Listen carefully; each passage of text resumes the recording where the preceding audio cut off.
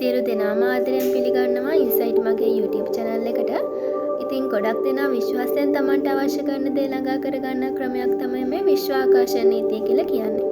ඉතින් අද මම මේ වීඩියෝ එකෙන් කතා කරන්නේ විශ්වාකර්ෂණ නීතිය මගින් ඔබට අවශ්‍ය කරපු රූපය ඔබට අවශ්‍ය කරන ආකර්ෂණීය බව ලබා ගන්නේ කොහොමද කියන එක. එහෙනම් වීඩියෝ එකට යන්න කලින් වීඩියෝ එකට ලයික් එකක් දාගෙනම අපි යමු වීඩියෝ එකට. ඔබට ඇති වටිනාම වස්තුන් අතරින් එකක් තමයි ඔබේ මුහුණ කියන්නේ. මොකද අපි සමාජයේ නිරාවරණය වන හා සමාජය සමග ගනුදෙනු කරන්නේ ඔබේ මුහුණත් ඔබේ පෙනුමත් එක්ක. මේ සමාජයේ පියකරු හා ප්‍රසන්න භාවයට තියෙන පියකරු භාවයට හා ප්‍රසන්න භාවයට කියන දෙයට ලැබෙන තැනත් වැඩිනේ.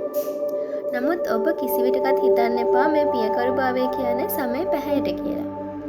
අවසනාවකට අපේ රටේ ලස්සනයි කියන මිනිසුන් විසින් අමුතුම රාමුවක් හදාගෙන තියෙනවා. මේ වීඩියෝ එකෙන් විස්තර කරනවා ඔබේ ලස්සන මතු පිටට ගේන්න පුළුවන් ආකාරය පිළිබඳව. ලස්සනට ඉන්න ඕන කෙනෙක් කැමතිනේ. ඉතින් ලස්සනට ඉන්න කෙනෙක් හරිම ප්‍රසන්නයි. මේ ලස්සන මිනිසුන්ට ඇතිවන්නේ මිනිසුන්ගේ අභ්‍යන්තරේ. ඒ ලස්සනට තමයි පෞරුෂත්වය කියලා කියන්නේ. පෞරුෂත්වය කියන දේ අපි පුළුල්ව කතා කරන්න ඕනේ දෙයක්. නමුත් මේ අපි කතා කරන්නේ පෞරුෂත්වයේ මූලික අංගයක් වන බාහිර පෙනුම පිළිබඳවයි. ලස්සන කියන්නේ උසද, මිටිද, මහතද, කෙට්ටුද, සුදුද, කළුද කියන එක නෙවෙයි. අවාසනාවකට දැන් සමාජයේ බොහෝ දෙනෙක් ලස්සන කියන දේ දකින්න මේ දේවල් වලින්. ඔබේ බාහිර පෙනුමෙන් ඔබ අඳින පළඳින විදිහෙන් හා ඔබ පිටතදී හැසිරෙන ආකාරයෙන් ඔබ පිළිබඳව අදහසක් මේ සමාජයේ ගනු ලබයි. ලස්සන කියන දේට වඩා වැදගත් වන්නේ පෞරුෂත්වය කියන දේ ගොඩනගා ගැනීමයි. ඔබේ පෙනුම මොකක් වුණත් ඔබ පෞරුෂත්වයෙන් හැබි පුද්ගලයෙක් නම් ඔබ සමාජයට සුන්දර පුද්ගලයෙක්. ඔබ අසා ඇති ඕනතරම් සමාජයේ තරම් පෙනුමෙන් ලස්සන නොවුනත් මේ කෙනාට නම් තියෙන අමුතුම ලස්සනක් කියලා මිනිසුන් කතා වෙන පුද්ගලයන් ඔබ දැකලා ඇති.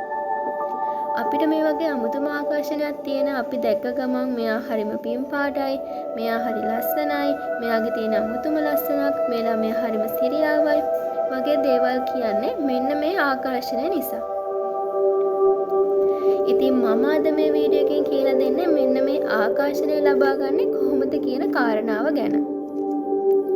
ඔබ කැමති ආකාරයේ ඔබට අවශ්‍ය පුද්ගලයෙකු වීමේ හැකියාව ඔබ සතුයි. මෙම න්‍යාය ලෝකයේ පුරා පරීක්ෂකයන් විශ්ලේෂකයන් සාර්ථකව හදාරා අත්හදා බැලීම් කර ඔප්පු කරන දෙයක්. දැන් අපි බලමු මේක කොහොමද අපේ ජීවිතයට ලං කරගන්නේ කියලා. මේක ඔබේ හිතත් සමග සම්බන්ධ ක්‍රියාවලියක්. පළමු දේ ඔබට ලස්සන වෙන්න අවශ්‍ය නම් ඔබට පෞරුෂයක් ගොඩනගා ගන්න අවශ්‍ය නම් ඔබ ඔබව පිළිගත යුතුයි. ඔබ කණ්ණාඩියක් ඉදිරියට ගොස් ඔබේ මුළු රූපය දෙසම බලන්න. එසේ බලමින් ඔබ මහතයි, කෙට්ටුයි, අවලස්සනයි වගේ නෙගටිව් නැත්නම් ඍණාත්මක අදහස් වලින් මිදෙන්න උත්සාහ කරන්න. ඔබ ඔබේ රූපයට ඇලුම් කරන්න. ඔබ ඔබේ රූපයට ඇලුම් කරන්න පුරුදු වෙන්න. ඔබ ඔබව පිළිගන්න. දෙවෙනි කාරණේ තමයි ඔබ ඔබ පිළිබඳව ආත්ම විශ්වාසයක් ගොඩනගා ගත යුතුයි. මේ පියවර දෙකෙන් අපි පෞරුෂත්වය ගොඩනගා ගන්න ආකාරය සොයා බලමු. මුලින්ම ඔබ ඔබම වීමේදී වෙන කවුරුවත් නෙමෙයි ඔබ ඔබම පිළිගන්න. වෙන කාගේවත් රූපයක් ඔබෙන් බලාපොරොත්තු වෙන්නත් එපා. ඔබ ඔබම වන්න. ඉතින් දෙවෙනි පියවර ලෙස අපි කතා කරන්නේ මුලින්ම ඔබව අභ්‍යන්තරයෙන් ලස්සන කරන එක. ශරීර අභ්‍යන්තරයට දෙන ප්‍රතිකාර තමයි ඔබව මෙහෙම ලස්සන කරන්න උපකාරී වෙන්නේ. මේක සිදු කරන්න නම් ඔබට මේ පිළිබඳව ඊටාම විශ්වාසයකින් යුතු සිතක් තියෙන්න ඕනේ.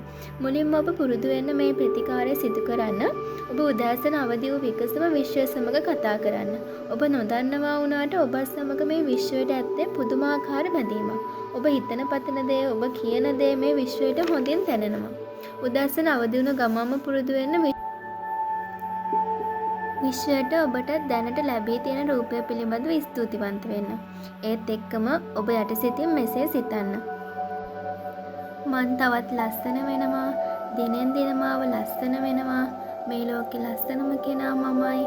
මට ලස්සන ආකර්ෂණය වෙනවා. මං ප්‍රියමනාපයි. හැමදෙනාම මට කැමතියි. මං ගොඩක් ලස්සනයි. මං ගොඩක් පැහැපත්. මං දිනෙන් දින ලස්සන වෙනවා.